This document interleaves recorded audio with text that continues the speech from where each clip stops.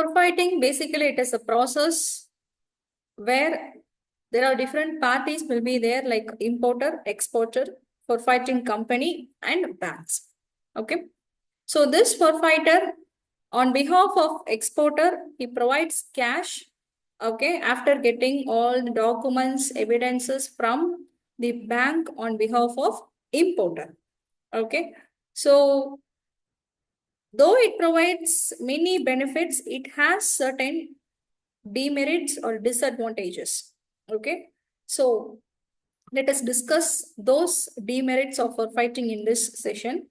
So the process, like what is forfeiting it actually do? It is basically it is followed in it is a concept. It is what applicable or used in international trade. Okay. So exporters, they can sell their medium to long-term receivables at a discount to a forfeiter. Okay. So exporter, he actually use this forfeiting company and getting the cash.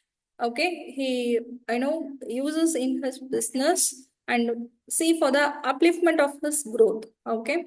So on behalf of another side, this forfeiting company, he also gets certain commission for the work that what he is providing for the exporter.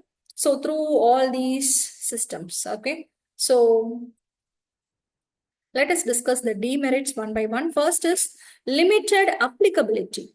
See, applicability in the sense like it is useful for, starts from medium to long-term commercial transactions. So through certain debt instruments such as bills of exchange and promissory notes are here.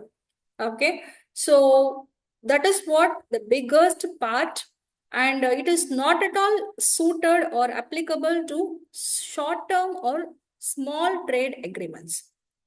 It is only applicable for long-term transactions, long-term commercial transactions. Okay, so that might be considered as one demerit. And next is high transaction cost.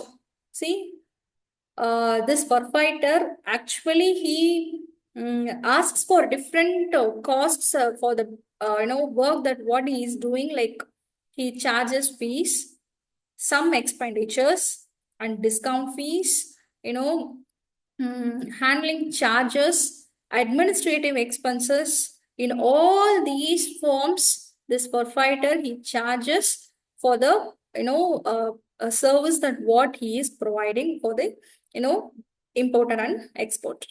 Okay, so this cost is sometimes it is what very high, since it is an international trade.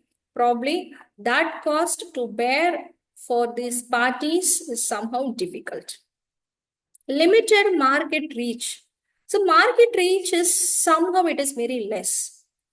Okay, so main focus in international trade, that too transaction is happening only between exporters and the importers. Reach is something that exporters primary market only is in domestic market rather than focusing on the global market. So that might be another demerit. And strict documentation requirements. What is the strict documentation requirements? Such as so many invoices, bills of exchanges, other legal documentations to be provided, to be followed inside in the entire process, is something that it is very lengthy process. Okay, so that sometimes it takes more time and more knowledge on this legal procedures that these parties they have to gather. So that is something difficult. And limited flexibility in the sense, options are very limited. What kind of options? Debt management options. Okay, so probably transferring of rights, liabilities from one party to another party is there, obviously, that is there.